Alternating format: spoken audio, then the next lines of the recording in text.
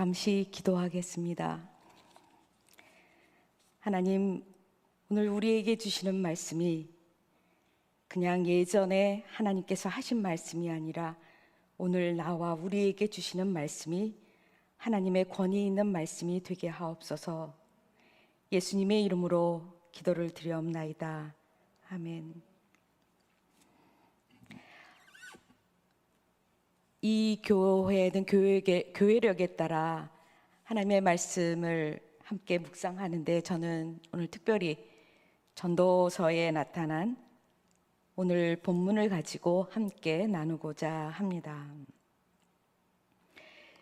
지금 우리가 살고 있는 현대사회는 참으로 돈이 인격이 되는 그런 황금 만능주의 시대라고 할 수 있겠습니다. 어느 정도의 돈이나 수입이 없으면 정말 사람 대접을 받기가 어려운 그런 상황입니다.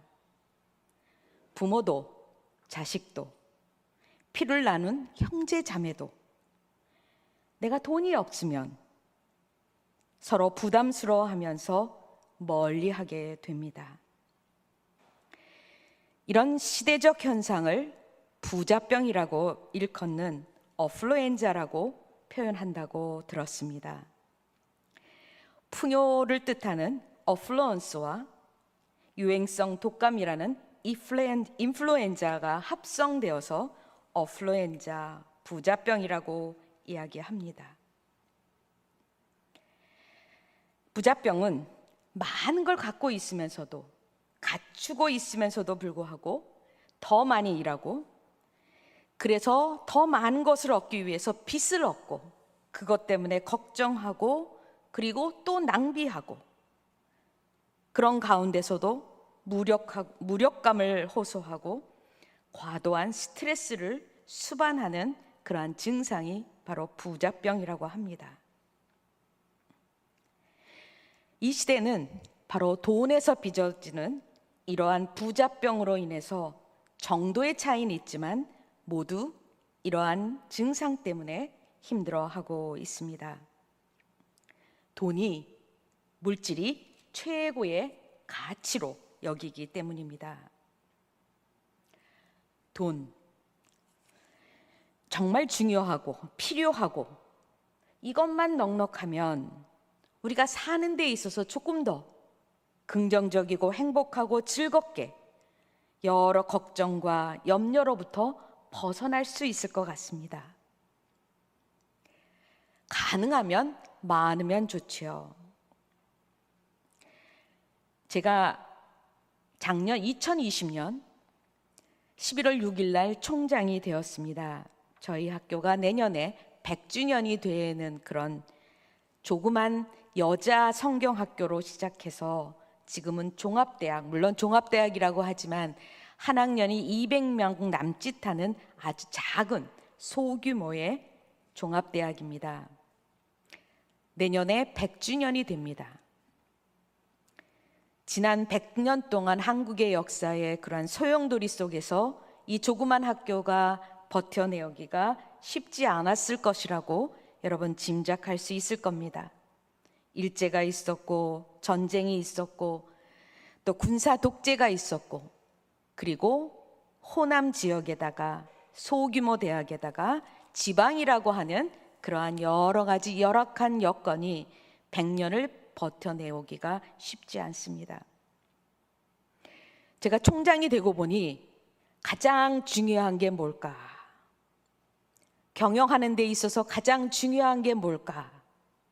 저는 10초도 생각하지 않고 경제입니다, 예산입니다, 돈입니다라고 그냥 말할 수 있습니다. 예수님께서 40일 금식한 후에 마귀에 의해서 사탄을 받으셨을 때 세 번째 받으신 시험이 저 산의 꼭대기에 데려가서 이 모든 것을 다 보여주면서 네가 나한테 한 번만 절하면 내가 이 모든 것을 다 주겠다고 예수님께 접근을 했습니다. 그때 예수님은 한마디로 물리쳤습니다. 그런 물질이나 재산이나 보이는 것이 아니라 다만 하나님을 경배하라고 이 말씀으로 마귀를 물리쳤습니다. 우리 이 말씀을 끊임없이 우리는 예수님의 유혹으로 그것을 물리친 예수님을 보면서 우리로 하여금 이 말씀을 따르라고 이야기하는데, 만약에 이 유혹이 내게 온다면, 내게 오지 않더라도 저는 개인 채은아가 아니라 총장으로서 굉장히 타협하고 싶어요. 이런 마귀의 시험이 지금이라도 나에게 오면 채은아의 뒤가 어떻게 되든 관계없이 나는 덥석 물고 이것을 가지고 학교를 한번 세워볼 텐데, 지방의 조그만한 종합대학이여 신학대학이지만 이것만 있다면 그래도 나는 해볼만 할 텐데 라고 하는 그러한 마음의 유혹이 끊임없이 일어나면서, 하나님께서는 이 작은 학교를 하나님의 학교로 세우셨는데 이 물질 때문에, 돈 때문에 이렇게 어렵게 그냥 보실 거냐고, 나 하나 어떻게 돼도 괜찮으니 하나님 이 유혹이 아니라 이 필요한 것을 허락해 주실 수 없냐고 제가 기도한 적이 한두 번이 아닙니다. 많으면 많을수록 좋은 게 돈입니다. 그렇다면 성경은 우리에게 이 돈이라고 하는 물질에 대해서 어떻게 가르치고 있는가?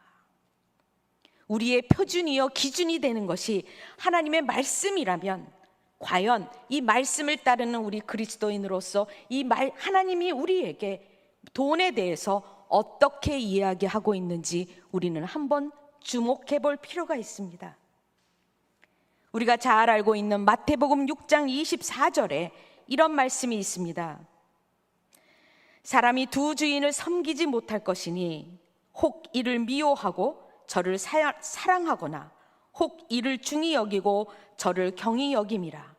너희가 하나님과 재물을 겸하여 섬기지 못한다. 누가복음 18장 24절엔 이런 말씀이 있습니다.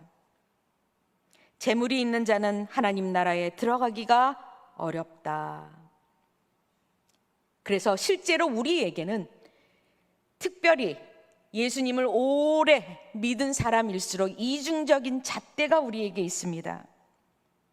겉으로는 그까짓 돈, 멀리 해야 되는, 그래서 가능하면 입 밖에 내놓지 않아야 고상한 사람처럼 여겨지는, 신앙인으로 여겨지는 그러한 마음이 우리에게 있고, 또 세속에, 이 세상에 속한 사람으로서 우리는 아까 이야기한 것처럼 많으면 많을수록 좋은 이 돈 때문에 우리는 하루도 염려와 걱정으로부터 벗어나기 어려워서 겉과 안이 달라서 모순된 스스로를 발견하면서 얼마나 우리가 하나님 앞에서 죄스러운 적이 많은지 모릅니다. 돈과 하나님 둘을 함께 섬길 수 없다라고 하는 이러한 하나님의 말씀이 우리에게 분명하게 있는데, 우리는 현실에서 벗어나지 못해서 이 돈 때문에 우리는 온갖 일들을 겪고 있습니다. 예수님께서 말씀하신 이것과 함께, 그렇다면 예수님보다 한 400년 먼저 살았던 전도서, 아주 분량이 작은 12장밖에 되지 않는 작은 책이지만 아마 구약성경 39권 중에서 가장 많이 돈에 대해서 언급하고 있는 것이 바로 이 전도서입니다. 우리는 전도서 하면 헛되고 헛되다, 굉장히 비관주의적이고 인생 회의적인 그런 부분으로 많이 얘기하고 있지만, 그런 부분이 없지 않아 있지만 이 전도서는 우리에게 경제에 대해서 아주 예리하고 그리고 신랄하게 이중적인 우리의 모습을 다루고 있습니다. 전도서가 기록된 시기는 주전 4세기로 보고 있습니다. 바로 이때는 어느 때냐 하면 알렉산더 대왕이 아시아와 유럽과 아프리카를 정복하고, 뿐만 아니라 이 땅만 정복한 것이 아니라 자신이 정복한 그 땅에 철학적인 국가관으로서 헬라화를 본격적으로 시작해서 소위 말하는 세계화를 10년 안에 이룩하고 그의 후계자들도 바로 이 세계화를 국가의 이념으로 세웠던 바로 그 배경이 바로 전도서입니다. 자세한 이야기를 할 수 없지만 어쨌든 간에 이 세계화는 굉장히 빠른 속도로 유럽과 아시아와 아프리카에 계속해서 영향을 끼쳤습니다.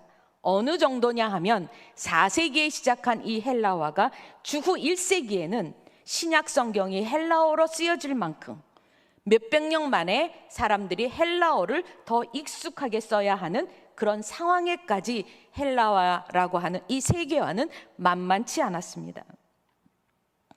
우리가 잘 아는 대로 세계화는 뭡니까? 지역의 것을 고집하는 것이 아니라 세계가 하나의 표준이 되고 세계화에 내가 함께 동참해야만 우리는 겨우 이 시대를 살아갈 수 있게 됩니다. 자국어로만 하고 그리고 그 땅에서 나는 것만 먹고 거기 안에만 매몰될 때 가난한, 그래서 우린 대원군 시대의 쇄국 정책을 굉장히 신랄하게 비판하는 이유도 바로 거기에 있다고 하겠습니다. 특별히 이스라엘 사람들, 예루살렘을 중심으로 예루살렘 성전에서 예배드리고 양과 목축을 하면서 농사를 지으며 하나님을 섬기는 일이 유대인으로서 이스라엘 사람으로서 최고의 종교적인 가치였고, 그리고 삶의 목표였던 바로 유대인들에게 있어서는 가장 힘든 이런 세계였습니다. 그래서 수많은 사람들이 오고 가면서 결국 사람들이 오고 간다라고 하는 것은 부라고 하는, 돈이라고 하는 것이 이제는 예루살렘 안에서만 국한되는 것이 아니라 부지런하고 정보에 빠르고 그리고 세계화에 빨리 편승하는 사람일수록 더 많은 부를 구축할 수 있는 오늘날 우리의 산업화와 농경사회를 한번 비교해보면 가능하면 무역이 농경사회보다 훨씬 많은 부를 축적할 수 있는 것과 마찬가지로 이스라엘 사람들은 이제는 어떻게 살아야 좋겠는가라고 하는 그런 질문 앞에서 예루살렘에서 예배드리고 양을 키우고 농사 짓는 것이, 그리고 하나님만을 섬기는 것이 최고의 가치가 아니라 가능하면 이것저것을 돌아다니면서 많은 부를 쌓아야 된다라고 하는 그러한 가치에 휘몰아들면서 본격적으로 유대인의 디아스포라 삶이 시작합니다. 그러면서 앞집에 누구는, 뒷집에 누구는, 옆집에 누구는 알렉산드리아 이집트에 가서 아니면 유럽의 어디에 가서 많은 부를 쌓았다라고 하는 이런 소문들이 나면서 아무래도 젊은 사람들은 이제는 기존에 갖고 있었던 전통적이고 종교적인 가치관을 벗어버리고 새로운 문물과 헬라화와 이 세계화에 걸쳐서 어떻게 하면 더 안락하고 편안하고 더 많은 부를 쌓을 수 있을까가 그 당시에 가장 큰 고민이었습니다. 전도서와 같이 말라기를 읽으면 이 부분을 굉장히 잘 이해할 수 있을 겁니다. 그러면서 점점점 잘 살아가는 이 알렉산더 대왕 이후에 헬라화 가정 속에서 정말 하나님은 계시냐라고 하는 질문을 말라기에서 많이 볼 수 있는데, 이것은 바로 그 시대의 하나의 사회적인 종교적인 현상을 이야기한다고 하겠습니다. 전도서에 대표적으로 3명의 부자들을 소개해주고 있습니다. 첫 번째 부자, 저는 이렇게 칭합니다. 외로운 부자입니다. 일일이 성경을 다 읽을 수 없지만 여러분들이 꼭 가서 4장 8절을 한번 읽어주시기 바랍니다. 이 사람은 어떤 사람이냐면 아들도 없고 형제도 없고 혼자 살아요. 그러나 죽어라고 일을 합니다. 자기가 갖고 있는 통장이 물질이 충분하다거나 많다라고 생각하지 않아요. 그러면서 이렇게 얘기합니다. 내가 누구를 위하여 이같이 수고하고 나를 위하여 행복을 누리지 못하는가? 아마도 이는 일 중독자인 것 같습니다.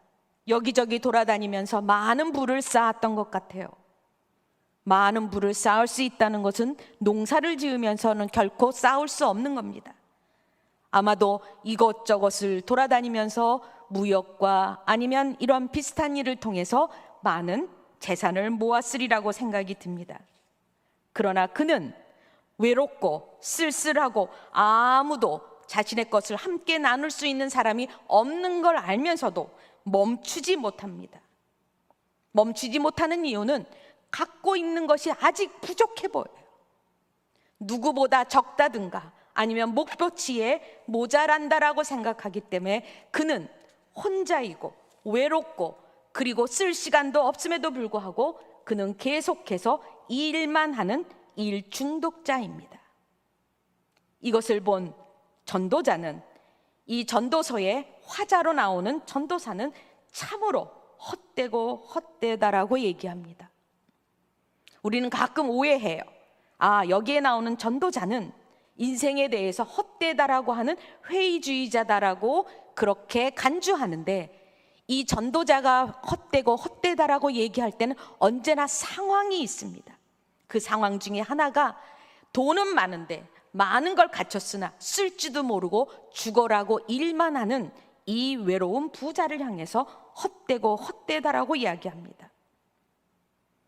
그 다음에 두 번째 부자가 등장합니다. 5장 13절에서 14절에 나오는데, 이 사람은 돈이 너무 많아요.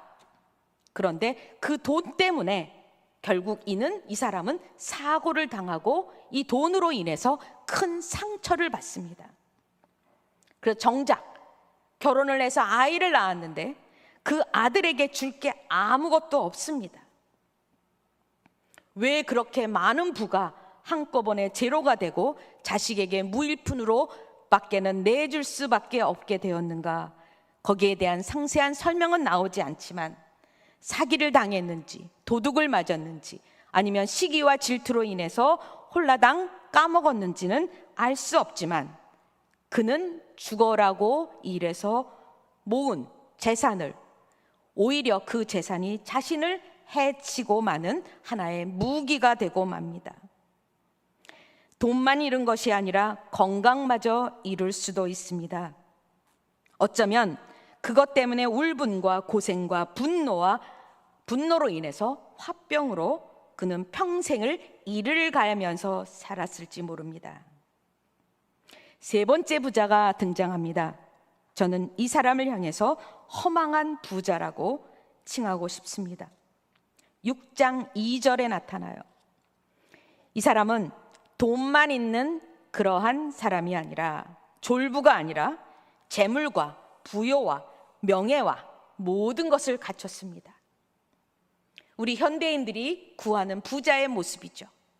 돈만 있으면 졸부라고 폄하하지요. 그러나 명예도 있고 권력도 있고 고상한 함까지 인격까지 갖추는 이러한 부자야말로 누구나 원하는 부자입니다. 그런데 6장 2절에 보니까 모든 것을 갖췄으나 하나님께서 그것을 누리지 못하게 하셨다. 저는 이것을 보고 허망한 부자라고 이야기했는데, 우리 속담에 이런 말 있죠.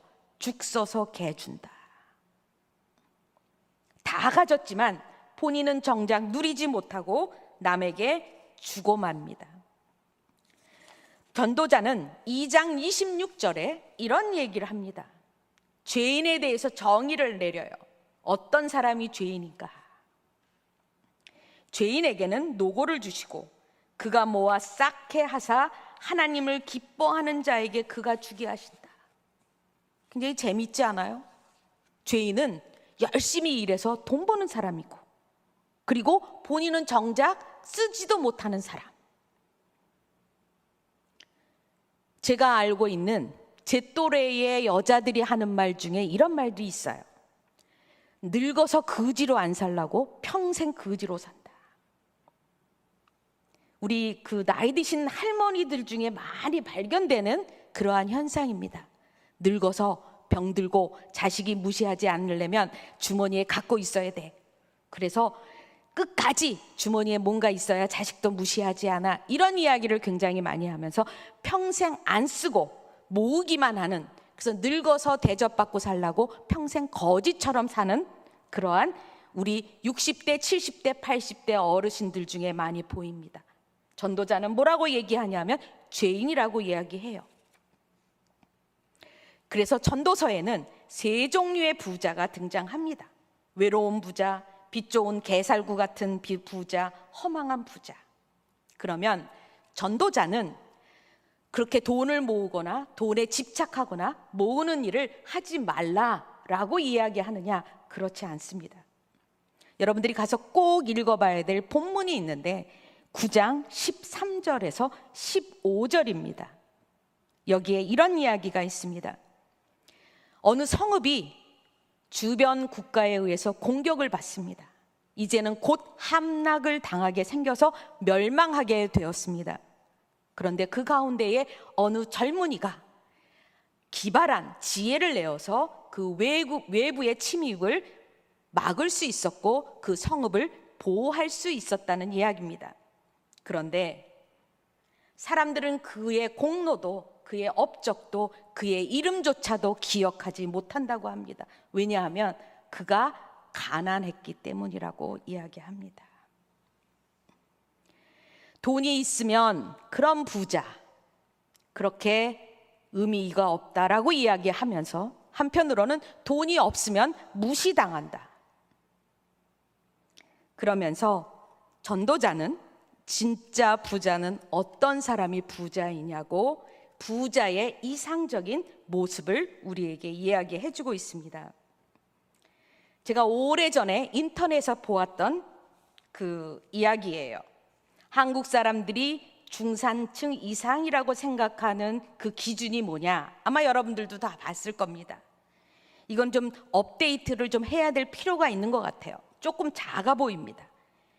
빚 없이 산 30평 이상의 아파트, 월소득 500만 원 이상, 2000cc 이상급 중형차, 그리고 통장에 잔액 1억 원 이상, 그리고 해외여행 1년 이상, 1년에 한 차례 이상 다니는 사람을 한국 사람들은 중산층이라고 부른다고 합니다. 조금 업데이트를 해야 될 필요가 있을 것 같죠.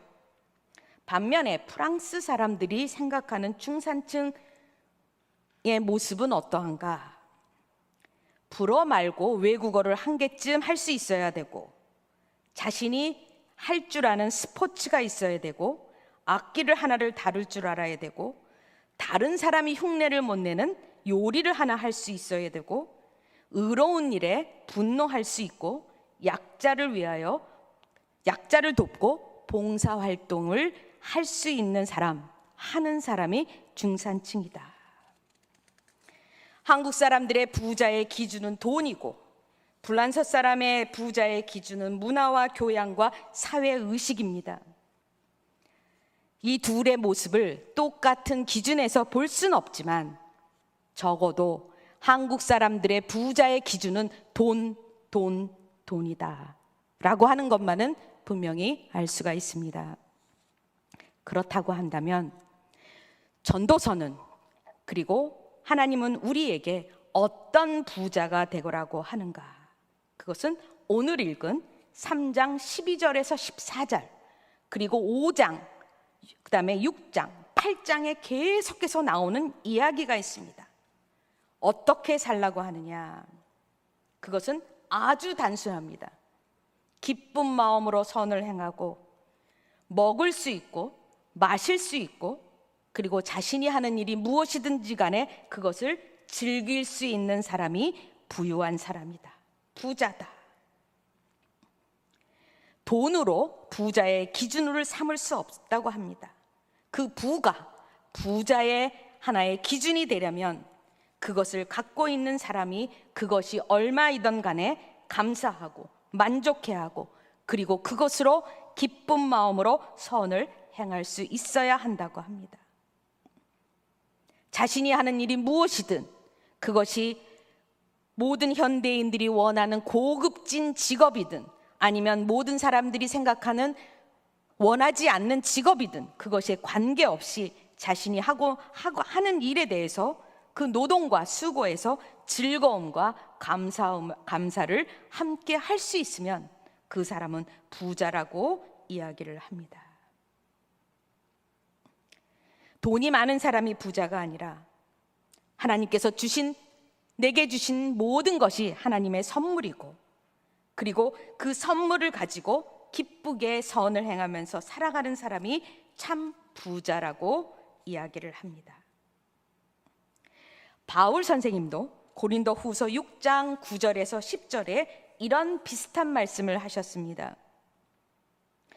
무명한 자 같으나 유명한 자요, 죽은 자 같으나 보라 우리가 살아있고, 징계를 받는 자 같으나 죽임을 당하지 아니하고, 근심하는 자 같으나 항상 기뻐하고, 가난한 자 같으나 많은 사람을 부요하게 하고, 아무것도 없는 자 같으나 모든 것을 가진 자로다.